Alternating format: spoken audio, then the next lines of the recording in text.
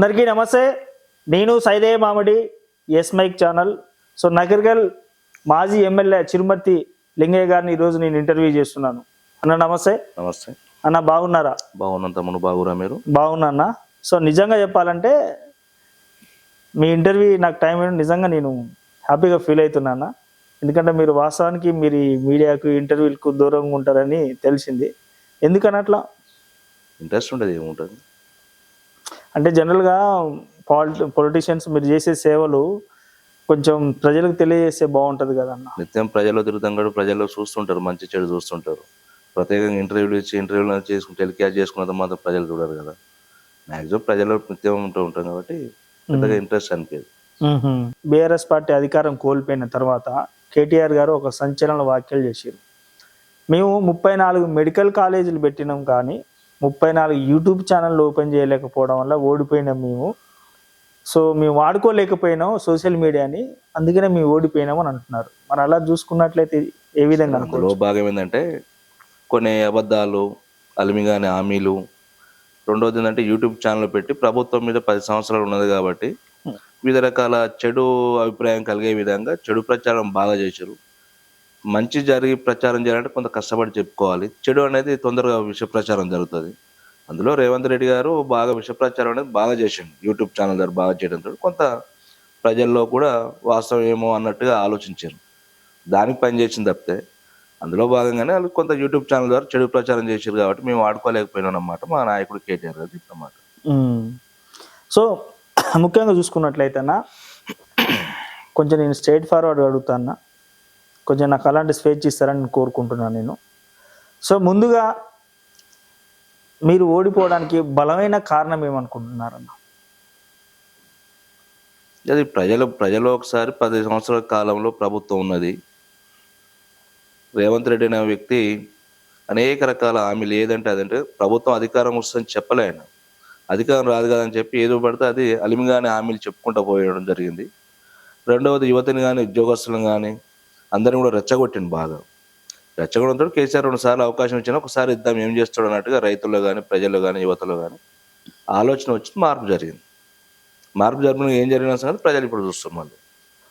So మరి చాలా దారుణమైన విషయం ఏంటంటే ఉమ్మడి నల్గొండ జిల్లాలో 12 నియోజకవర్గాలకు ఒక్క నియోజకవర్గం సూర్యాపేటలో జగదీష్ రెడ్డి గారు తప్ప మిగిలిన 11 నియోజకవర్గాల్లో కూడా క్లీన్ చిప్గా ఓడిపోయారు. దానికి అసలు ఊహించుకుంటేనే అసలు అట్లా మూకుమ్మడిగా ఓడిపోవడానికి గల మళ్ళీ భారీ మెజార్టీతో ఓడిపోయారు. దానికి ఏం కారణం, అటువైపు ఉన్న వ్యక్తులందరూ కూడా బలంగా ఏం చేసిరనే సంగతి మేనేజ్మెంట్ అనేది అందరూ తెలుసు. రెండోది ఇటు సైడ్ మేనేజ్మెంట్ చేయలేదు. మేము పథకాలు ఇచ్చినాం, ప్రజల్లో ఉన్నాం, అనేక రకాల సంక్షేమ కార్యక్రమం కేసీఆర్ నాయకత్వంలో జిల్లాలో చేసిన గ్రామాలు అనేది ఉండే. కానీ మార్పు అనేది ఒకసారి ఇవ్వాలి, 2 టర్ములు ఇచ్చినాం కదా అనే బలమైన సంకల్పం కార్యక్రమం ఒకటే తప్ప వేరే ఉద్దేశం కాదు. సో ముఖ్యంగా చూసుకున్నట్లయితే బీఆర్ఎస్ పార్టీలో మరి దళితులకు చాలా అవమానం జరిగింది. దానికి ఉదాహరణ ఇప్పుడు రాజయ్య గారికి మంత్రి పదవి ఉన్నప్పుడు ఎలాంటి జస్ట్ ఆరోపణ అనే ఒక పుకారు వచ్చినందుకే మంత్రి పదవి తీసేసారు. అలాంటి దొరల పాలనలో దళితులకు చాలా అన్యాయం జరిగింది అని అనుకోవచ్చా? దొరల పాలన అంటే దొరలంటే ఇలా ఎస్సీ ఎస్టీ బీసీలు అందరూ ఎట్లా పనిచేస్తున్నారు వారి నాయకత్వంలో? ఇలా పెట్టిన సంక్షేమ పథకాలు ఎవరి కోసం పెట్టినవన్నీ? రైతులు పేదవాళ్ళు లేరా? ఎస్సీలు లేరా? ఉద్యోగాల సంఘాల్లో ఇప్పుడు కొత్తగా ఐటీ రంగంలో చేరిన బీసీలు లేరా? అన్ని రంగాల్లో పేదవర్గాలు ఎస్సీ ఎస్టీ బీసీలు అన్ని వర్గాలు, ఓసీలలో కూడా పేదవాళ్ళు ఉన్నారు కదా. మరి దొరల పాలన ఇప్పుడు దొరల పాలంటే ఇలా రేవంత్ రెడ్డి ఏం పాలన అనాలి? రాజకీయాల్లో ఉన్న వ్యక్తి ఎవడు కూడా కులాల మీద రాజకీయాలు చేయడు. మూర్ఖుడు కాబట్టి నా రెడ్ల పాలన రెడ్ల కోటి అని చెప్పుకుంటూ సేమ్ ఇలా కుటుంబ పాలన అంటే రేవంత్ రెడ్డి గారు నడుస్తారు. కుటుంబ పాలన అన్నదమ్ములు కానీ ఒక పక్క భార్య కానీ ఒక రాజ్యాంగ శక్తి కుటుంబ సభ్యులతో రాజ్యం వెళ్తుండేయాల. ఇలా కేసీఆర్ కుటుంబం అనేది మొదటి నుంచి కూడా దాదాపు 14 సంవత్సరాలు వాళ్ళ ఉద్యోగాలు వదిలిపెట్టుకుని వాళ్ళ చదువులు వదిలిపెట్టుకుని విద్యారంగాన్ని వదిలిపెట్టి వాళ్ళు పిల్లలు వదిలిపెట్టి ఉద్యమాలకు వచ్చారు. కేటీఆర్ అయితేనేమి, కవితమ్మ అయితేనేమి బతుకమ్మ సంబరాలు ఎప్పుడు కనుమరుగైన బతుకమ్మని ఇలా ప్రపంచవ్యాప్తంగా చాటి చెప్పిన కవితమ్మ గారు చేసుకొచ్చారు. కేటీఆర్ గారు వచ్చారు, అనేక ఉద్యమాలు చేసారు. వాళ్ళు ఉద్యమాల పటిమతోటి రాజకీయాలు ఉన్న తప్పితే ఏదో గాలి వచ్చి డీలింగ్ సుంకం కట్టి వచ్చి పదవులు అనుభవించలేరు. కష్టం శ్రమతో వచ్చిన వాళ్ళు. అది కుటుంబ పాలన, ఇది కుటుంబ పాలన. ఒక పక్క రేవంత్ రెడ్డి గారి అన్న, తమ్ముడు, ఇంకో పక్క బామర్దులు, అల్లుడు, బిడ్డే, అంతమంది రాజ్యాంగేతర శక్తి ఎక్కడ అంటే అక్కడ ఉన్నది. కుటుంబ పాలన అంటే ఎక్కడ రేవంత్ రెడ్డి కుటుంబం ఉన్నది. వాళ్ళకి ఇలా కంపేర్ చేయాలి. పేద వర్గాల కోసం, విద్య కోసం ఎన్ని సంక్షేమ పథకాలు ఇచ్చిన నాయకుడు అండి కేసీఆర్ గారు. ఇలా మెడికల్ కాలేజ్ సీట్ కానీ పేదవానికి వచ్చే పరిస్థితి లేకుండే.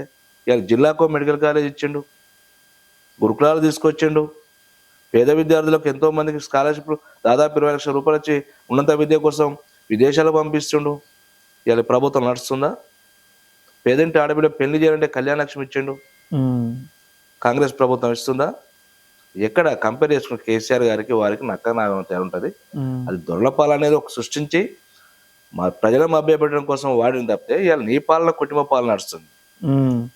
అంటే కేసీఆర్ గారి కుటుంబంలో కేసీఆర్ గారికి ముఖ్యమంత్రి పదవి, హరీష్ రావు గారికి మంత్రి పదవి, కేటీఆర్ గారికి మంత్రి పదవి, కవిత గారికి ఎమ్మెల్సీ, ఇట్లా పదవులు ఇచ్చుకుంటూ కుటుంబంలో అంటే కేసీఆర్ గారు అన్న ఉద్యమంలో తెలంగాణ ఉద్యమంలో భాగంగా తెలంగాణ వస్తే దళితుడిని ముఖ్యమంత్రి చేస్తున్నారు, తెలంగాణ వస్తే ఇంటికి ఒక ఉద్యోగం ఇస్తున్నారు. కానీ తెలంగాణ వచ్చిన తర్వాత కేసీఆర్ గారి ఇంట్లోనే 10 ఉద్యోగాలు అయిపోయినాయి. ఎవడో పిచ్చోడు అంటే ఇప్పుడు ఏమన్నా కవిత గారైనా కేటీఆర్ గారైనా స్వశక్తి తోటి ఉద్యమాలు కష్టపడి శ్రమించి పని చేసుకుని వచ్చారు కాబట్టి నిలదొక్కు నిలబడ్డారు, ప్రజలు ఆదరించిన వాళ్ళని. అవి ఉద్యోగాలు ఎట్టంటారు? హరీష్ రావు గారైనా కేటీఆర్ అయినా కవిత అయినా వాళ్ళు స్వశక్తితో కష్టపడి కేసీఆర్ నాయకత్వంలో ఉద్యమాల్లో వాళ్ళు ప్రాణాలను పడి పోరాటం చేసిన వ్యక్తులు. వాళ్ళు ఆనాడు ఉద్యమం స్టార్ట్ చేసినట్టు ఏ వ్యక్తులకు లేరు. పిడికిలి మందితో ఉద్యమం స్టార్ట్ చేస్తే ఇలా తెలంగాణ తెచ్చి తెలంగాణ స్థాపించడానికి 10 సంవత్సరాలు ఎంత అద్భుతమైన ఫలితాలు సాధించండి. అందులో అందరు భాగస్వాములు వాళ్ళు. నువ్వు సంవత్సరం కాల నువ్వు అధికారంకి వచ్చి 4 నెలలనే ఒక్కొక్క తమ్ముడు 10 రూపాయలు కాన్వాయిలు వేసుకుని సెటిల్మెంట్ చేస్తూ కబ్జాలకు గురి అవుతూ ఎన్ని రకాల కార్యక్రమం చేస్తున్నారు వాళ్ళకి ఇలా ఎక్కడ పోలిక పెడతావు? తెలంగాణ వ్యతిరేకి, తెలంగాణ ద్రోహి రేవంత్ రెడ్డి గారు. నోటు దొరికిన కేసులో ఉన్న వ్యక్తి ఈయన. ఇలా చంద్రబాబు నాయుడు కనసాగలు నడిపించేది, పరిపాలన నడిపించేది రేవంత్ రెడ్డి. అటు బీజేపీ కనసాగలు నడిపించేది రేవంత్ రెడ్డి. మరి కేసీఆర్ ఎవరు కనసాగలు నడిపించిండు? సో ఒక విజన్ తోటి ముందు తీసుకుపోతుంది రాష్ట్రాన్ని. భారతదేశంలో ఒక నెంబర్ 1 రాష్ట్రంగా తయారు చేసిండు. అది మోడీ గారు పార్లమెంట్ లో చెప్పిండు. ఇంటింటి నల్ల కార్యక్రమం కావచ్చు, ప్రతి మిషన్ భగీరథ కార్యక్రమం కావచ్చు, సో అది మిషన్ కాకతీయ కావచ్చు, ఇలా కాలేజ్ లాంటి ప్రాజెక్టులు కావచ్చు, చాలా అద్భుతాలు సృష్టించింది. కాబట్టి కేంద్ర ప్రభుత్వం కూడా కితాబులు ఇచ్చిన అనేక సందర్భాల్లో. ఇక రేవంత్ రెడ్డి కేసీఆర్ మనం పోల్చడం అనేది సరైనది కాదు. చిరుమర్తి లింగయ్య గారు రాజకీయ భవిష్యత్తు ఇచ్చిన వాళ్ళ గురువులని కోమటిరెడ్డి బ్రదర్స్ ని వదిలేసి వచ్చారు. కేసీఆర్ గారు ఎన్ని కోట్లు సంథింగ్ హైదరాబాద్ లో ఒక 10 కోట్ల ఫ్లాటు అండ్ ఒక 20 కోట్ల డబ్బు టోటల్ గా ఒక 30 కోట్ల ఆఫర్ చేయడం వల్ల వాళ్ళకి హ్యాండ్ ఇచ్చి బీఆర్ఎస్ లో చేరిరు. మనం 30 కోట్లు కోమటిరెడ్డి ఇంకా ఇద్దరు కలిసి తీసి పంచుకోరు. నాకెందుకు ఏడున్నాయో చూసుకోరు, పోయి వెతకండి. హైదరాబాద్లో 20 కోట్ల ప్రాపర్టీ ఏడుందో, 10 కోట్ల ప్లాట్ ఏడుందో మీరు ఇద్దరు కలిసి మీరే తీసుకో. నా పేరు మీద ఉంటే సంతకాలు పెడతా, వైట్ పేపర్ తెచ్చుకో. అంటే బినామీల పేర్లు పెట్టుకుంటారు కదా, బినామీ కూడా పేరు చెప్పి నీకు రాసి ఇస్తా, వాంతో బినామీతో రాపిస్తా. ఎవడో పని లేని మాట్లాడే మాటలు ఇవి. కొంతమంది పని కట్టుకుని మాట్లాడతారు. అనంత మాత్రం ప్రధానికి ఆన్సర్ నాకు నా ఆత్మరాత్మ తెలియాలి, నేనే డబ్బులు సంపాదించాలనుకుంటే 100 కోట్లు 2 సార్లు ఎమ్మెల్యే అయినా 100 కోట్లు సంపాదించాలి, భూదందాలు చేయాలి, ఇసుక వ్యాపారం చేయాలి, ఒక మాఫియాలా తయారు కావాలి. నేను అట్లా తయారు కావాలి. ప్రజలు నేను ఎందుకు తెలుసు, నా కష్టం ఏందో తెలుసు, నా శ్రమ ఏందో తెలుసు, నేను ఏ రకంగా ఉంటానో తెలుసు. నేను డబ్బు కోసం రాజకీయాలు వచ్చిన వ్యక్తిని కాదు. నేను పేద కుటుంబంలో పుట్టిన వ్యక్తిగా, పేదల కష్టాలు తెలిసిన వ్యక్తిగా, పేదలకు ఈ ప్రాంత సమస్యలు ఏ రకంగా నేను సేవ చేయాలని ఆ దృఢ సంకల్పంతో సర్వీస్ చేస్తే తప్పితే డబ్బులే పరమాణం చెప్పి కంపెనీలో పోటో, లేకపోతే ఇసుక వ్యాపారాలు చేసో, సెటిల్మెంట్ చేసో, ఇంకో పని కార్యక్రమం చేసో నేను ఆ రకంగా డబ్బులు సంపాదించిన కక్కుర్తిపడి రాజకీయాలు చేయాలి. కేసీఆర్ గారు ఒక విజన్ తోటి ముందు పోతుండు. ఆ నాయకుడు పిలిచిండు కాబట్టి ఈ నకరికల్ నియోజకవర్గం ప్రశాంతంగా ఉండాలి, అన్ని రంగాలు ఇంకా అభివృద్ధి చెందాలి అన్న ఉద్దేశంతో పార్టీ మారడం జరిగింది. ఉదయ సముద్రం ప్రాజెక్టు కొంత మేరకు పని చేయించి నీళ్ళు పోపించిన, ఇలా హాస్పిటల్ తీసుకొచ్చిన, రోడ్లు కానీ ఇలా ఎన్నడూ జరిగినంత అభివృద్ధి కార్యక్రమం ఈరోజు నకరికల్లో జరిగింది. అది ప్రజలకు తెలుసు. మరి ఇలాంటి ఆరోపణ నేను ముఖ్యంగా చూసుకున్నట్టు ఈ ఆరోపణ ఎందుకు వచ్చి, ఈ ఆరోపణలు చేసిన వాళ్ళు అడిగేటోళ్ళు మీరు షేర్ చేసుకుని ఏమంటే రమ్మంటే నా బినామీలు ఎవరు ఉన్నా నేను రమ్మన్నా వచ్చి మీకు సంతకాలు వైట్ పేపర్ పెడితే మీరు ఎంత రాసుకోవచ్చు. సో అంటే నేను మొన్న రీసెంట్ గా వాళ్ళ ముఖ్య అనుచరులు ఒక అతను నేను ఇంటర్వ్యూ చేస్తే చిరుమర్తి లింగయ్య అనే వ్యక్తికి కోమటిరెడ్డి వెంకటరెడ్డి అనే వాళ్ళు రాజకీయ భిక్ష పెట్టారు. అసలు ఆయన ఆర్థికంగా అప్పుడప్పుడు ఒకళ్ళు ఆర్థికంగా ఇబ్బంది పడ్డా కూడా వాళ్ళు హెల్ప్ చేసిరు. జెడ్పీటీసీ కాంచి మొదలు పెడితే ఎమ్మెల్యే స్థాయికి తీసుకొచ్చిండ్రు. అలాంటి వ్యక్తి ఇట్లా గుండెల మీద తండిపోయిండు, వాళ్ళ గుండెల మీద. ఇప్పుడు కోమటిరెడ్డి సోదరులు చిరుమర్తి సాయం చేయలేదు, రాజకీయంగా తీసుకురాలేదు, నన్ను ఎమ్మెల్యే చేయలేదు అని చిరుమర్తి అని చెప్పిండా? నేను అనలేదు కదా మాట. అది క్వశ్చన్ ఎందుకు దానికి? రాజగోపాల్ రెడ్డి గారు నమ్మక ద్రోహి, మమ్మల్ని ఇంత ముంచిపోతావా, మాకు ఇంత అన్యాయం చేసిపోతావా, నీకు ఇంత రాజకీయ భిక్ష పెట్టినా నీకు ఎట్లా ఇవ్వ బుద్ధి అయింది అని. నేను పోయిన పరిస్థితులు, నాకు జరిగిన కష్టాలు, నాకున్న ఇబ్బందులు ఆ రోజు నాకు కానీ నా ప్రాంత ప్రజలకు కానీ ఏ రకమైన ఇబ్బందులు ఎదుర్కొన్న సంగతి జిల్లా ప్రజలు తెలుసు, వాళ్ళు కూడా తెలుసు. కాకపోతే నేను వాళ్ళని వదిలిపెట్టిపోయిన మాట వాస్తవం. ఏ బాధ ఇబ్బందితో పోయినా కూడా వాళ్ళకి తెలుసు. కానీ కాకపోతే వదిలిపెట్టడంతో మాకు దూరమైన బాధతో ఆవేదతో అంటారు. కామన్ 15 సంవత్సరాలు కలిసి నిలిగినప్పుడు బాధ ఉండదా అంటారు. మళ్ళీ ఇప్పుడు కంబ్యాక్ రమ్మంటే వెళ్తారా అన్న? నేను ఒకసారి పార్టీ మారడం పొరపాటు చేసిన, ఆ నాయకుడు చూసి నమ్ముకుని వచ్చిన, నాకు మంచి గౌరవం ఉన్నది. నేను పూటకు పార్టీ మారను. కేసీఆర్ అంటే అపారమైన గౌరవం. ఏడున్నా నన్ను చిరుమర్తి అని పిలుస్తాడు. కేటీఆర్ కానీ ఎవరైనా కానీ అందరూ నన్ను మంచిగా చూసుకుంటాము. నాకు మారవలసిన పరిస్థితి ఏముంటుంది తమ్ముడు? అంటే ఈ మధ్యన ఒక వాయిస్ వినపడ్డది నకరికల్ కాన్స్టిట్యున్సీలో, వేముల వీరేశం గారికి కోమటిరెడ్డి వాళ్ళకి చెదిరింది ఒక విషయంలో, మళ్ళీ చిరుమర్తి లింగయ్యకి మళ్ళా కాంగ్రెస్లోకి తీసుకొని కోమటిరెడ్డి బ్రదర్స్ మళ్ళీ ఇక్కడ నిలబెట్టాలి, మళ్ళీ పూర్వ వైభవం తీసుకురావాలి. చిరుమర్తి లింగయ్య గ్రాఫ్ చూసో, లేకపోతే చిరుమర్తి లింగయ్య మంచితనం చూసో, చిరుమర్తి లింగయ్య కొద్దిగా ఇమేజ్ మళ్ళీ పార్టీలో పెరుగుతుంది అనుకున్నప్పుడు పడని వ్యక్తులు ఎవరో విష ప్రచారాలు చేసుకుంటారు. దాన్ని నేనేట బాధ్యత అయితే నాకే సంబంధం? నాకేం గౌరవం దక్కుతుంది పార్టీలో? నేను హ్యాపీగా ఉన్న పార్టీలో అపూర్వమైన ఆదరణ ప్రజలో ఉంది, పార్టీలో ఆదరణ ఉంది. ఎవడో విష ప్రచారం పనిలేనో చేసుకుంటాడు. ఈ కామ నాకు ఎప్పుడు చేస్తూ ఉంటారు. నాకు విత్ ఇన్ పార్టీలో శత్రులు ఉంటారు, ఆపోజిషన్ కొంత శత్రులు ఉంటారు. నాకు ఇవన్నీ రాజకీయాలు మొదటి నుంచి కూడా పొరపాటు నడుస్తుంటే నేను అధిగమించుకుని నా పద్ధతిలో నేను ముందుకు సాగుతుంటాను. సో మీరు రాజకీయంలో నేను సంపాదించుకుంటే 2 సార్లు ఎమ్మెల్యే అయినా 100 కోట్లు సంపాదించుకోవచ్చు తమ్మే అన్నారు. మరి ఇంత ప్రజాసేవ చేసిన వాళ్ళు మరి నకరికల్ ప్రజలు మిమ్మల్ని ఎందుకు రిజెక్ట్ చేసినట్టు? నీకు ఏం చెప్పిన, గతంలో మార్పు కావాలని కోరుకురు, ఎన్నికల ముందు అని అనుకున్నాం కదా. 2 పరిణామాలు ఉన్నది, కోరుకోరు, ఆ పద్ధతిన జరిగింది. అంటే డెవలప్మెంట్ చేసినప్పుడు ప్రజలు గుర్తు పెట్టుకుంటారు కదా, డెవలప్మెంట్ చేయకపోతేనే. డెవలప్మెంట్ కాదని ఎవరు అన్న, నువ్వు ఈ రోజు నువ్వు మైక్ తీసుకుని మళ్ళీ గ్రామాల పో, ఎక్కడ ఏ పని కూడా చిరుమర్తి అనే వ్యక్తి ఎలాంటి వాడు కానీ మీకు చెప్తారు. నేను చెప్పుకోవాల్సిన పని లేదు. కొన్ని సందర్భాలు డెవలప్మెంట్ పని చేయదు, మార్పు కోరుకున్నప్పుడు ఇంతకంటే ఇంకా బాగా జరుగుతుందని చూద్దాం. కేసీఆర్ నాయకత్వ గ్రామాలు ఇంత జరిగింది కదా. రైతు బంధు మేము 10,000 ఇస్తే 15,000 ఇస్తాడు. కేసీఆర్ ఎట్లా 10,000 ఇస్తాడు? గవర్నమెంట్ వస్తే వీడు 15,000 ఇస్తాడు చూద్దామని చెప్పి ఆలోచనతో చేసారు. దళిత బంధు ఉంది, మేము 10 లక్షలు ఇస్తా అని చెప్పినాం, వాడు 12,000 ఇస్తా అని చెప్పిండు. అవి ఇస్తడం చూద్దామని ఆలోచించారు. ఉద్యోగాలు ఇస్తా అని చెప్పిండు, మేము ఇచ్చిన ఉద్యోగాలే రిక్రూట్మెంట్ చేసింది తప్పితే కొత్త చేసింది లేదు.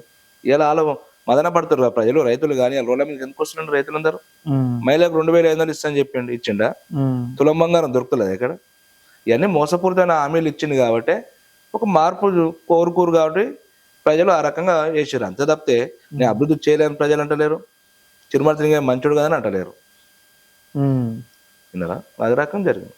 అంటే మీరు ఎలక్షన్ టైంలో ఇంకొక ఆరోపణ కూడా చేశారన్న, వేముల వీరేశము అడవిలో నుంచి వచ్చి ఇంట్లో కూర్చొని గడ్డ మీసాలు పెంచుకుంటుండే, ఏం చేయాలో అర్థం కావట్లేదు, మళ్ళీ ఈసారి ఓడిపోతే మళ్ళీ అడవిలో పాలైపోతాడు, మళ్ళీ గడ్డ మీసాలు పెంచుకొని అని అన్నారు.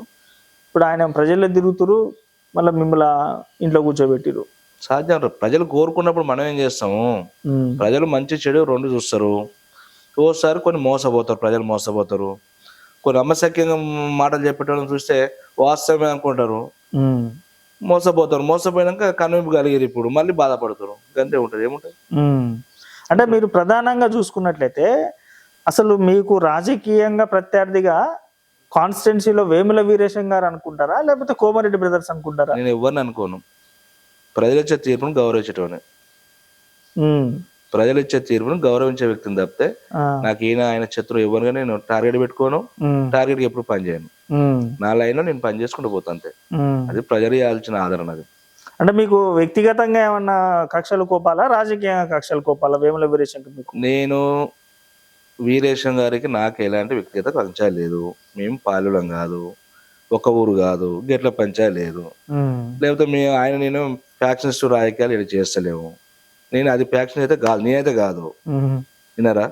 అంటే వేవ్యులరేషన్ ఎలక్షన్ వచ్చినాయంటే ఎలక్షన్ జరగడం సందర్భంగా ఆయన వాదనలు ఆయన, నా ప్రచారం ఈయన, ఆయన ప్రచారం ఆయన చేస్తాడు. ప్రజలు రిసీవ్ చేసుకోవడం బట్టి పార్టీ మ్యాండేట్ కావచ్చు, ప్రతి పార్టీ ఎజెండా కావచ్చు, మా పార్టీ ఎజెండా కావచ్చు, ప్రజలకు ఏది నచ్చితే ఆ మ్యాండేట్ ప్రజలు ఇస్తారు. అంత తప్ప మా ఇద్దరికి వేరేది ఏముంటది. సో మీరు బీఆర్ఎస్ పార్టీ అధికారంలో ఉన్నప్పుడు ముఖ్యంగా ఒక పెద్ద ప్రాజెక్టు రిలీజ్ చేసిరు. ఇది దళిత బంధు. అంటే 10 లక్షల రూపాయలు ఒక్కొక్క దళితులకి ఇస్తానేసరికి దళితులు చాలా మంది చాలా రకాలుగా కలలు కన్నారన్న. మీరు ఎమ్మెల్యేగా ఉన్నప్పుడు ఎంతమంది దళితులకు మీరు దళిత బంధు ఇప్పించారు? దళిత బంధు ఓర్పు సహనం అనేది ఫస్ట్ మనకు ఉండాలి. ఏ ప్రభుత్వాలైనా ఏ స్కీములు వచ్చినా ఒకేసారి ఎంతమంది బెనిఫిషియర్స్ అంతమందికి ఏకదం ఒకేసారి ఇవ్వరు. ఒకసారి ఒక ప్రాజెక్టు ప్రభుత్వం తీసుకొస్తున్నారు, సాచురేషన్ మోడ్లో దశల వారికి ఇచ్చుకుంటూ పోతుంటుంది. ఇలా దళిత బంధు అనేది ఇలా భారతదేశంలో కానీ ప్రపంచంలో కూడా ఎక్కడ పేదవాడికి ఇంత సాయం చేయాలనేది కాన్సెప్ట్ ఎక్కడ లేదు. అది కేసీఆర్ తీసుకొచ్చింది. అది ఒక వరం లాంటి స్కీమ్ అని మనం భావించాలి. అది వచ్చినప్పుడు మనం ఓర్పు లేకుంటే మనమే పేదవాళ్ళు, అంటే మనకంటే వేరే కులాలు కూడా పేద వర్గాలు ఉన్నారు. మైనార్టీలు ఉన్నారు, రెడ్డిస్లు ఉన్నారు, విశాఖలు ఉన్నారు, బీసీలలో ఉన్నారు. మరి వాళ్ళు ఎట్లా ఒప్పుకోబడతారు? సరే వాళ్ళకి ఎకరం 6 ఎకరం భూమి ఉన్న కొద్దిగా ఎస్సీలు అంటే ఫార్వర్డ్ క్యాస్ట్ ఇదిగా అని చెప్పి ఆలోచనతోటి ఏదో రకం చదువుకున్న పిల్లలను ప్రయోగం చేయాలి, ఓ 4 కలిసి ఒక యూనిట్గా పెట్టుకుని బతకగలుగుతారు అని ఆలోచనతో ఒక కార్యక్రమం పట్టుకొచ్చిండు.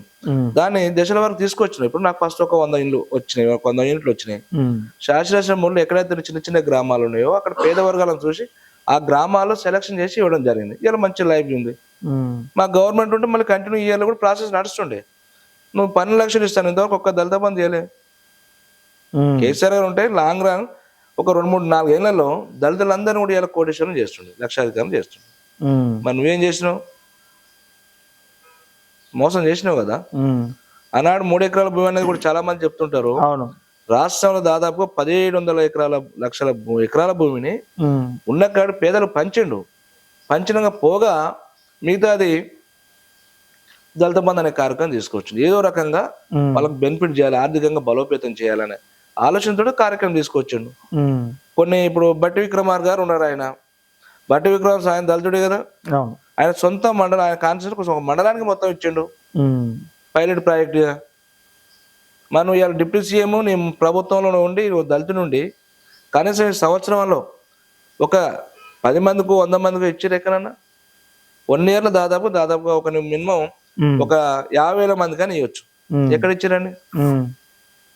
ఇయ్యలే. మరి అంటే వాళ్ళకు సంకల్పం సిద్ధం లేదు. ఎస్సీలలో ప్రేమ అనేది లేదు. వాళ్ళకి ఏమైనా పదవులు కావాలి, పైరవాళ్ళు చేసుకోవాలి, పబ్బం గడపడం లేదని చూస్తారు తప్పితే దళితుల మీద ప్రేమ ఎక్కడ ఉంది ఇవాళ కాంగ్రెస్ పార్టీకి? మళ్ళీ మా ప్రభుత్వం వస్తే మళ్ళీ ఖచ్చితంగా ఇస్తాం. బీసీలకు ఇస్తాం, ఎస్సీలకు ఇస్తాం, మైనారిటీ పేదవర్గం ప్రతి రెడ్డిలో ఉన్న పేదవర్గాన్ని కూడా ఆర్థికంగా బలోపేతం చేయాలనేది కేసీఆర్ గారి లక్ష్యం. సమాజంలో సమానత్వం రావడం కోసమే ఇలా ఆర్థిక మూలాలను సృష్టించి సంపదను సృష్టించి పేదలకు పంచాలనేది కాన్సెప్ట్ తోటి ఇలా ఏదో రూపకంగా కళ్యాణ లక్ష్మి కావచ్చు, విద్య కోసం కావచ్చు, వైద్య రంగం కావచ్చు, అన్ని రంగాల్లో ఇలా పేదవర్గాలకు ఆరోగ్య రీత్యా ఎంతో లక్షల మందికి నా కాన్సిన దాదాపు 27 కోట్ల రూపాయలు పేదవర్గాల వైద్యాన్ని పెంచినాం. ఎట్లా వస్తాయి డబ్బు? సంపద సృష్టించే తెలివి ఉండాలి కదా. ఆ ఆలోచన విజన్ ఉంది కాబట్టి ఇంత పెద్ద గొప్ప కార్యక్రమం చేయగలిగిన నాయకుడు. మరి వాళ్ళకి మాకు తేడా ఎట్లుంటుంది? కేసీఆర్ గారు సరే ముఖ్యమంత్రిగా ఉంటేనే అసెంబ్లీకి వస్తారా? ఎమ్మెల్యేగా ఉంటే అసెంబ్లీకి రాకూడదా?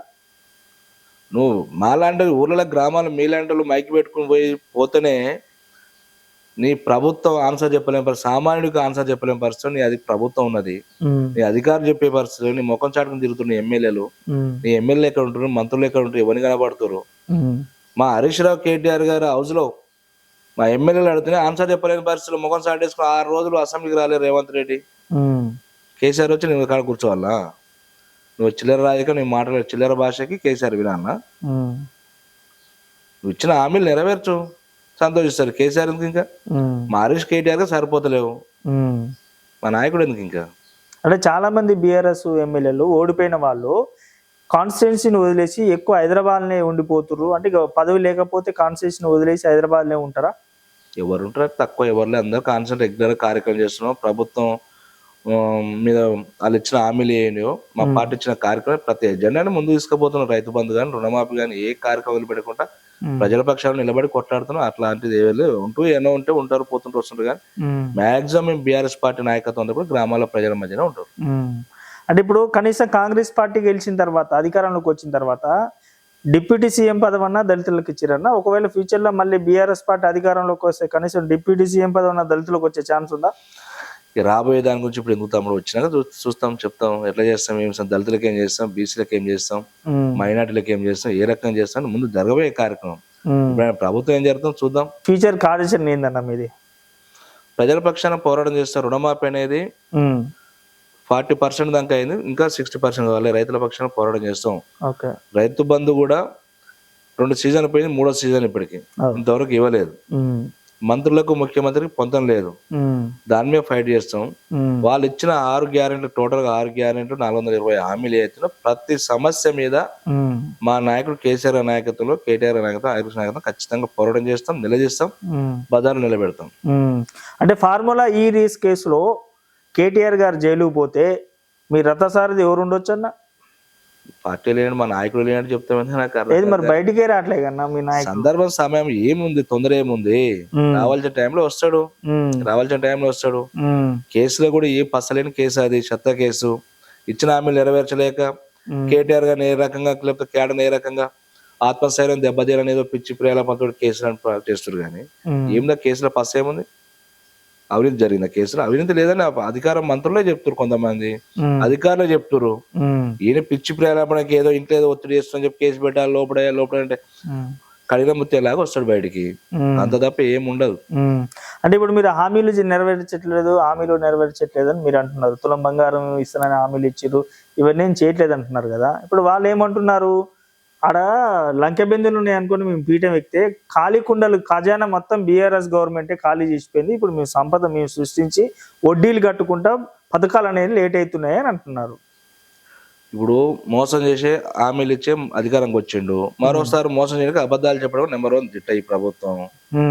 ఏ అబద్ధం చెప్పాలన్నా సంకోచించడం. ఒక ముఖ్యమంత్రి సీటు కదని ఏం మాట్లాడాలని ఆలోచిస్తే బాగుండేది. ఆ సీటుకే గౌరవం లేకుంటే ఈ రోజు ఏదైనా మాట్లాడగలరు రేవంత్ రెడ్డి.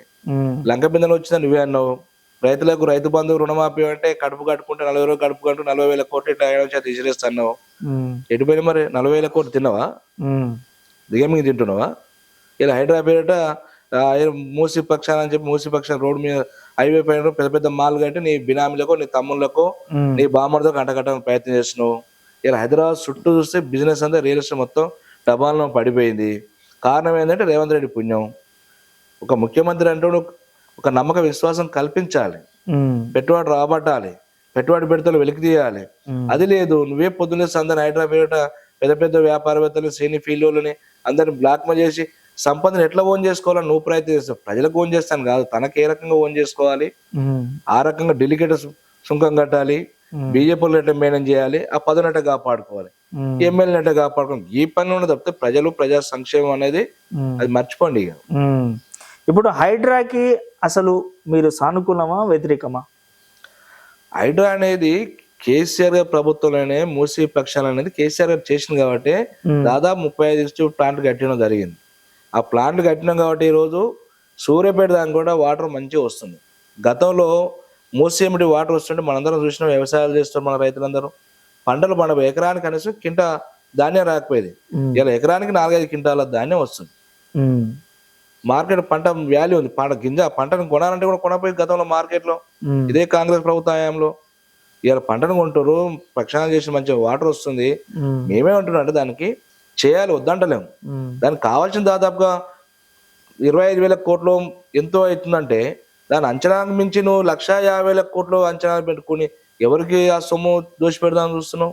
దాన్ని వ్యతిరేకిస్తున్నాం మేము, దాన్ని వ్యతిరేకిస్తున్నాం తప్పితే ప్రక్షాళన చేస్తుంటే మేము వద్దాం. చేయవలసిన పదవులు చేయి. హైదరాబాద్ ఇళ్ళని పేదలు ఎప్పుడో 30,000-40,000 కింద కట్టుకునే ఇళ్ళని పర్మిషన్ ప్రభుత్వం ఇచ్చింది. గతంలో కాంగ్రెస్ ప్రభుత్వం ఇచ్చిన పర్మిషన్లు అన్ని మీరే ఇచ్చి ఈరోజు వాటిని మరి కూలగొట్టి పేదలను కూలగొట్టడం, పెద్దోళ్ళ దగ్గర వసూలు చేసుకోవటం, పేదోళ్ళకి నష్టపరిచి పెద్దోళ్ళ దగ్గర వసూలు చేసుకుంటున్నాం. ఇవాళ సొంతం అన్నది కూడా మరి అందులో ఉందని చెప్తారు. ఎందుకు కొడతలు? తిరుపతిలో కొండారెడ్డి కూడా అందులో ఉంది, మరి ఎందుకు కొడతారు ఆయన? వాళ్ళు కోర్టుకెళ్ళి నోటీస్ తెచ్చుకున్నారు కదా, మరి అందరు కూడా తెచ్చుకునే అవకాశం ఇవ్వాలి కదా. అందరు కూడా కోర్టు పోయే అవకాశం ఇవ్వాలి. ఏం చెప్పకుండా డబ్బా దొంగలు వచ్చినట్టు పటాపట కూల కొడితే ఎక్కడ పోలే పేదోడు. స్కూల్ పిల్లలు చిన్న చిన్న బుక్స్ అందులో పోయినాయి, వంట సామాన్లు కానీ బియ్యం దోశ పప్పు గింజలు ఏముంటే అలానే బట్టలు ఖాళీ బట్టలతో రోడ్డు మీద నిలబెట్టినావు. రేపు ప్రజలు కూడా నేను ఖాళీ బట్టలతో రోడ్డు మీద నిలబెడతారు. ప్రజలు అట్లా సిద్ధమయ్యారు. నువ్వు ఎన్నికలు పెట్టు తెలుస్తుంది. ఎన్నికలు పెట్టే ధైర్యం లేదు. ఇలా మున్సిపాలిటీ ఎన్నికల దగ్గరకు వచ్చినాయి, స్థానిక ఎలక్షన్లు వచ్చినాయి, 1 year వచ్చింది. ఎందుకు పెడతారు ఎలక్షన్? ఈ ఎలక్షన్ కోసమే అన్ని ఐడ్రామాలు, ఈ స్కీమ్ పెడతా ఆ స్కీమ్ పెడతా అని కింద మీద తంటాలు పడుతుంది. ఏది పెట్టినా ప్రజల్లో తిరుగుబాటు వచ్చింది. సో ఈ హైడ్రాని ఇదే ఆసరగా చూసుకొని ఇప్పుడు మీరు మీ బీఆర్ఎస్ పార్టీకి సంబంధించిన వాళ్ళు కొన్ని యూట్యూబ్ ఛానళ్లతో కుమ్మక్కయ్యి కొందరు పెయిడ్ ఆర్టిస్టులతోని తిట్టినందుకు 1000 రూపాయలు 500 డబ్బులు ఇచ్చి కావాలని ప్రభుత్వం మీద బూతులు తిట్టిస్తున్నారు. ఎవడొచ్చలేరు కానీ మాట్లాడు అని మనసులో రావాలి ఆవేదన. కానీ ఇప్పుడు మాట మాట్లాడేటప్పుడు ఆ మనసులోకి తన్నుకొస్తుంది. ప్రేమతో మాట్లాడినా, ఆవేదనతో మాట్లాడినా, బాధతో మాట్లాడినా తన్నుకొస్తాయి పదజాలాలు. 1000 రూపాయలు ఇస్తే మాట్లాడతావు? నువ్వు మాట్లాడతావా? మాట్లాడండి. మరి ఎవరు మాట్లాడరు. 1000 రూపాయల కోసం కక్కుర్తిపడి కొన్ని తిట్టారు అంటే నువ్వు తెలంగాణ ప్రజలు కూడా ఆ రకంగా చూస్తున్నావా? నీ చిల్లర చేసిన ఇదే నీ దర్శనం. మరి ఆ రకంగా నువ్వు ప్రతి ఒక్కరు అట్లా అండర్ ఎస్టిమేట్ చేస్తున్నావు అంటే నీకు అహంకారం పెరిగినట్టే కదా. సో ఇప్పుడు మీరు అన్నారన్న గ్రామ పంచాయతీ ఎలక్షన్లు, సర్పంచ్ ఎలక్షన్లు పెట్టడానికి భయపడుతున్నారు, ప్రజల్లో వ్యతిరేకత వచ్చినారు. ఇప్పుడు మరి మీరు సరే ప్రజల్లో నిజంగా వ్యతిరేకత వస్తే ఇప్పుడు ఈ జరగబోయే గ్రామ పంచాయతీలలో బీఆర్ఎస్ పార్టీకి సంబంధించిన గ్రామ పంచాయతీలు మెజారిటీ గెలుచుకునేంత దమ్ము ఉందన్న ఇప్పుడు ఈ స్టేట్ లో? దమ్ము ఉందా లేదని ఎలక్షన్ పెట్టుకోవా బాబు. ఇన్ టైంలో ఎలక్షన్ టైం అయింది, 1 year అవుతుంది దాటిపోయి. పెట్టుకో అంటున్నా. ఎలక్షన్ పెట్టుకుంటే ఇలా గ్రామ సభ జరుగుతున్నాయి, ప్రజాపాలన. ఊర్లలో పోతే సర్పంచ్ లేరు. సర్పంచ్ లేని ప్రజాపాలన నడుస్తుంది ఎప్పుడైనా? గ్రామ సభలు నడుస్తాయి ఎప్పుడైనా? మరి దిక్కుమాలిన సంస్కృతి ఈ పార్టీలో ఉందా అంటే నువ్వు గెలుస్తాం సెకండరీ. కానీ గ్రామ సభలు జరిగేటప్పుడు గ్రామానికి ఒక బాధ్యుడు సర్పంచ్ ఉండాలి కదా. ఓ మంచిలు కావాలనో, లైట్ వీధి దీపం పోయినా, లేకపోతే మంచి చెడు ఉన్నా దాని గ్రామానికి ఒక సేవకుడు అంటూ ఉండాలి కదా. నువ్వు సెక్రటరీ అధికార వ్యవస్థను పెట్టి ఇలా నీ కార్యకర్తలు బెదిరించి దోసుకొని తింటారు, గంతే ఉంది. దాని తప్ప దేనికి పనిచేస్తారు నీ ప్రభుత్వం? మళ్ళా కాంగ్రెస్ పార్టీ నుంచి కోమారెడ్డి బ్రదర్స్ నుంచి పిలుపు వస్తే చిరుమర్తి లింగయ్య మళ్ళీ వెళ్తాడా? అక్కర్లేని ప్రశ్నలు అవసరం లేని సమాధానం చెప్పుడు. ఇది నేను ఒకటే చెప్తున్నా. కేసీఆర్ గారి దగ్గర నాకు గౌరవం తగ్గినప్పుడు రాజకీయాలు తగ్గించుకుంటాను అన్నా. కేసీఆర్ గారి దగ్గర, కేటీఆర్ దగ్గర పార్టీలో నాకు గౌరవం లేదన్నప్పుడు రాజకీయాలు పక్క జరుగుతాయి తప్పితే రికార్డ్ అవుతుంది. రికార్డ్ చేసుకో, ఇంకేమన్నా చేసుకో తమ్ముడు. Chirumarthi Lingaiah straight forward. Okay, పైసల కోసమో మాటల కోసం మాయ మాటలు చెప్పి పబ్బం గడిపెట్టాడు కాదు. స్ట్రైట్ ఫార్వర్డ్ మాట్లాడతాడు. ఓకే, అంత తప్ప ఏముండదు. పక్కా. ఒకవేళ రాజకీయాలు మాత్రం తప్పుకుంటా కానీ పార్టీలు అయితే అంతే ఉంటాయి. ఎందుకు మరి? నాకు గౌరవం లేనప్పుడు ఎందుకు పని చేస్తా? పిలిచి మంత్రి పదవి ఇస్తా అంటానా? ఏ పదవులు వద్దు. పదవుల కోసం పాకులాడే వ్యక్తిని కాదు నేను. మా నాయన, మా తాతలు రాజకీయ కుటుంబం వచ్చిన కుటుంబాలు కాదు. ఒక పేద కుటుంబాలు వచ్చారు. 4 సార్లు ఎమ్మెల్యే గారి దగ్గర నాకు గౌరవం తగ్గినప్పుడు, పార్టీలో గౌరవం తగ్గినప్పుడు, ప్రజలు ఆదరణ తగ్గినప్పుడు నా అంతా నేను ప్రశాంతంగా రెస్ట్ లో ఉంటా. సో కాంగ్రెస్ లో అయితే బోర్ అంటారు. 100% పోయేది లేదు. కొంతమంది ఇలా చెప్పిన తమ్ముడు, చిరుమర్తి లింగయ్య అంటే గిట్టని వాళ్ళు విత్ ఇన్ కాంగ్రెస్ పార్టీలో నన్ను ప్రచారం చేస్తాడు. విత్ ఇన్ పార్టీలో ఉన్నాడు కూడా ఎవడో అంటే చిరుమర్తి లింగయ్య అంటే గిట్టనోడో, లేకపోతే కేసీఆర్ గారి దగ్గర అవుతున్నప్పుడు ఎవడో విషయ ప్రచారం చేస్తాడు. అంటే గురువులు అంటే కొంచెం మర్యాద, అంటే గురువు మీద గౌరవంతో పోవచ్చు కన్నా. గౌరవానికి ఏ పార్టీలో ఉన్నా ఏ వ్యక్తి అయినా ఏజ్ రెస్పెక్ట్ ఇస్తా, హోదాకు రెస్పెక్ట్ ఇస్తా. గౌరవానికి రాజకీయానికి సంబంధం లేదు. ప్రతిదానికి నీకైనా గౌరవిస్తాం, తప్పే ఉంటుంది. ప్రతి వ్యక్తి ఒకరొకరు ఇచ్చిపుచ్చుకున్న మర్యాద అది. కానీ రాజకీయాలలో పార్టీ మారుతారు అనేది అబద్ధం. చాలా మంది కొంతమంది ఉంటారు ఆడ పని కట్టుకొని చిరుమర్తిని ఎట్లా ప్రధానం చేయాలి, ఉన్న మంచి పేరు ఎట్లా ఖరాబ్ చేయాలి, పార్టీలో ఎట్లా గ్రాఫ్ దగ్గర విత్ ఇన్ పార్టీ వాడు ఉంటాడు, అపోజిషన్ పార్టీ వాడు ఉంటాడు. ఇంతమంది చెప్పండి. కానీ ఇటువంటి విష ప్రచారాలు కానీ తాటాకు చప్పుర్లు కానీ ఎప్పుడు కూడా చిరుమర్తి అదరడు బెదరడు. నా స్టైల్లో నేను పోతుంటా. నా స్టైల్ ఏందో, నా పద్ధతి ఏందో, నా విధి విధానం ఏందో నా ప్రజలు తెలుసు. సో మొన్న మీది ఒక వీడియో బాగా వైరల్ అయిందన్న. నిజంగా చెప్పాలంటే నేను అసలు ఆ వీడియో చూసిన తర్వాతనే మిమ్మల్ని బర్రాబర్ ఇంటర్వ్యూలో కూర్చోబెట్టాలి, నేను ఇంటర్వ్యూ చేయాలని. నేను ఇంటర్వ్యూలకే దూరం ఉంటుంటా. ఏ ఇంటర్వ్యూ వచ్చింది? ఇంటర్వ్యూ కాదు, ఒక వీడియో. ఏమొచ్చింది? పోలీసు వాళ్ళు మిమ్మల్ని బయటికి పోనీయకుండా హౌస్ అరెస్ట్ చేయడానికి వచ్చారు కన్నా. ఎక్కడో ఏదో ధర్నా చేయడానికి పోతుంటే మీరు అందులో భాగంగా ఒక మాట అన్నారు, అరే మొగోన్ గవర్నమెంట్ అయితే మొగోన్ లెక్క చేయండి వా, మా పనులు ఎందుకు చెడగొడుతుర్రు అని అంటారు. అంతే కదా మరి. అంటే పొద్దున్న ఇప్పుడు కాంగ్రెస్ లా గవర్నమెంట్ నడిపేటోళ్ళు మొగోళ్ళు కాదా అన్న? నువ్వుడైతే పోలీసులు నా ఇంటికాడ ఎందుకు పెట్టుకుంటావు? నీ పని నువ్వు చేసుకో. ఉమ్, చెప్పే పనులు చేయవలసిన పద్ధతిలో నీ పనులు చేయి. ప్రధానికి ఏ కార్యక్రమం చేసినా, మంత్రులు వచ్చినా, కార్యక్రమం జరిగినా, కంపెనీ హియరింగ్ జరిగినా, మా పార్టీ నాయకులు ఇళ్ళ మీదకి వచ్చి మమ్మల్ని హౌస్ అరెస్ట్ చేసుడు, నిరసన వ్యక్తం చేయకుండా అరెస్ట్ చేసుడు, ఇది ఎక్కడ ప్రజాస్వామ్యం మరి? దమ్ముంటే పద్ధతిలో నీ చేసుకో, కానీ మమ్మల్ని అరెస్ట్ చేస్తుంది. అంటే మీరు గవర్నమెంట్ లో ఉన్నప్పుడు కూడా వాళ్ళని కూడా అంతే ఈ టార్చర్ రకమైన 1 year లో దాదాపు నన్నే 10 సార్లు హౌస్ అరెస్ట్ చేశారు. ఓకే. ప్రివెంట్ అరెస్ట్లు అంటారు. ఏమిటి ప్రివెంట్ అరెస్ట్లు? ధర్నాలు చేసే స్వేచ్ఛ లేదా? ప్రతిపక్షంగా ప్రజల పక్షాన ఖచ్చితంగా మేము పోరాటం చేస్తాం. మాకు గొంతు నొక్కనికి ప్రయత్నం చేస్తే ఎట్లా? దానికి పోలీస్ యంత్రాంగం పొద్దున్న లేసి చెడ్డుపోతులు ఏం మానిటరింగ్ చేసినట్లా? మేము పోయే లొకేషన్ చూసుడు టెల్టా ఈ చూసేది దరిద్రమైన భావజాలం కాకపోతే ఏముంటది ఇది? దానికి మొన్న మిరియా కూడా హియరింగ్ జరుగుతుంది దామరచర్ల, చిరుమర్తిగా అరెస్ట్ చేయండి. ఎందుకు నన్ను ఎందుకు చేస్తున్నావు బాబు అంటే, సార్ మాకు ఇంటెలిజెన్స్ రిపోర్ట్ వచ్చిందండి, గట్లా ఉంది ఆయన సకాలం, నేను పోతున్నట్టు ఆయనకి రిపోర్ట్ వచ్చినట. దాంతో మాకు 5-6 మంది కానిస్టేబుల్, ఎస్ఐని, సిఐని పెడతారు. ఓకే. ఒక పోలీస్ వ్యవస్థ తోటి రాజ్యం నడుస్తుంది, అంత తప్ప ఏం లేదు. పోలీసు వాళ్ళు సఫర్ అవుతారు పాపం, అయిందని కాదని మమ్మల్ని వాడుకుంటారని. ప్రతి యంత్రాంగం చేయాలి సఫర్ అవుతుంది. కాంగ్రెస్ పార్టీలో ఎవరు కూడా సంతోషం లేరు, ప్రజలు లేరు, ఉద్యోగ సంఘాలు లేరు. అంటే ఇప్పుడు ఇంకో విషయం ఏమంటారు అంటే, అసలు బీఆర్ఎస్ ప్రభుత్వం, బీఆర్ఎస్ పార్టీ గవర్నమెంట్ లో ఉన్నప్పుడు ఏ ఎమ్మెల్యే కానీ ఏ మంత్రి కానీ కొంతమంది, అందరినానంటే కొంతమంది ఎమ్మెల్యేలు, కొంతమంది మంత్రులు చాలా యాటిట్యూడ్, చాలా పొగరుగా, చాలా నిర్లక్ష్యంగా వహించిర్రు. అమ్మాయి అందుకనే ఇప్పుడు పవర్ కూడా బీకి ఇంట్లో కూర్చోబెట్టిర్రు. ఇప్పుడు తగ్గింది వీళ్ళకు యాటిట్యూడ్. నువ్వు అన్న దాంట్లో ప్రతి కుటుంబంలో ఉన్నప్పుడు నలుగురు ఉంటే నలుగురు 4 రకాలుగా ఉంటాం. ఆడపిల్లలు రకంగా ఉంటారు, అన్నదమ్ములు రకంగా ఉంటారు, తల్లిదండ్రులు ఒక్కొక్కరు ఒక రకమైన బిహేవ్ ఉంటుంది. సో బీఆర్ఎస్ పార్టీలో ఒకరిద్దరు ఉంటే ఉండొచ్చు, ఏనోగా ఉండొచ్చు. నల్గొండ జిల్లాలో ఉంటే ఒకడో ఇద్దరు ఉండొచ్చు, ఎవరో ఉంటే ఉండొచ్చునేమో, నాకు తెలియదు. అంత మాత్రాన పార్టీ వ్యవస్థ కాదు, అందరూ చేయలేదు అట్లా. కానీ ఈ రోజు గ్రామ స్థాయి కూడా మామూలు వ్యక్తి కూడా కాలం ఎగేసి ఎస్ఐని ఇంటికి పిలిపించుకుంటాడు. పైసా కంటే ఒక వార్డు మెంబర్ గెలవడం పైసా గొరగానాడు కూడా ఎస్ఐ గారు ఇంటికి పిలిపించుకుంటున్నాను. కానీ టీఆర్ఎస్ పార్టీ అట్లా చేయలే. కేసీఆర్ అంటే ఒక భయంతో ఉన్నారు, ప్రజలు అందరూ పనిచేసారు, గౌరవంగా ప్రజలు ఉన్నారు. ఆ రకం ముందు చెప్పిన ఎవడో ఒకరిద్దరు తలమాషం ఎవరో ఒకరిద్దరు ఉంటే అట్లా ఉండొచ్చు కానీ ఎక్కడో అక్కడ. కానీ బీఆర్ఎస్ పార్టీ ఎప్పుడు కూడా కేసీఆర్ గారి కనసాగలోనే ఒక భయం, ఒక తండ్రి లాంటి వ్యక్తిగా ఆయన ఆదేశాలు ఎక్కడ కూడా తూచా తప్పకుండా ప్రజలు ఉండమని చెప్పేది ఆయన. మీకు ఏం కావాలంటే రావాలో తీసుకుని పోయి నేరుగా ప్రజలు ఉండాలి, ప్రజా సంక్షేమ నిధులు ఎన్ని కావాలంటే నిశ్చయం మీరు తీసుకుని పోయి ఖర్చు పెట్టి పని చేయండి అని అట్లా పని భారం పెంచింది మాకు తప్పితే ఈ రకమైన దందాలు చేసుకో అని చెప్పి ఎక్కడ పడితే అక్కడ ఎంకరేజ్ చేయాలి. ఎమ్మెల్యే కాపాడుకున్న కేసీఆర్ ఉన్నాడా? ప్రజలను కాపాడని చెప్పి ఒక రక్షణ కౌశలంగా మీరు ఉండాలి ప్రజలు అని చెప్పి ఎమ్మెల్యేగా ఆదేశించాడు. ఇవాళ ఈ ముఖ్యమంత్రి ఏం చేస్తుండే, ఎమ్మెల్యే కాపాడుకుంటే మీకు ఏం ఫైల్ కావాలంటే ఆ ఫైల్ తెచ్చుకోండి, క్లియర్ చేసుకోండి, డబ్బులు సంపాదించుకొని మీరు ప్రశాంతంగా నిమ్మలంగా ఉండండి అని చెప్తుండ్రు. మరి కేసీఆర్ గారికి ఈ ముఖ్యమంత్రి పోలికేంది? బీఆర్ఎస్ పార్టీ అధికారంలో ఉన్నప్పుడు ఎమ్మెల్యేలు డబ్బు సంపాదించలేదా? ఏం చెప్పినా బ్రదర్, ఒక్కరిద్దరు ఎక్కడో ఒకరు ఉంటే ఉండొచ్చునేమో. కొంతమంది వ్యాపారాలు ఆల్రెడీ ఉన్నోళ్ళు ఉన్నారు. Land mafia, sand mafia, wines, belt షాపులు, గల్లీకి 10 బెల్ట్ షాపులు. బెల్ట్ షాపులు అప్పుడు కంటే ఇప్పుడు ఎక్కువ అయిపోయి రోడ్ల మీద నడుస్తున్నాయి బెల్ట్ షాపులు. కంట్రోల్ చేసే వాళ్ళు లేడు. రోడ్ల మీద మర్డర్లు జరుగుతున్నాయి. మహిళ ఆత్మహత్య, మన హత్యా ప్రయత్నం చేస్తున్నారు, మహిళల మీద భౌతిక దాడులు చేస్తున్నారు, చాలా జరుగుతున్నాయి కదా.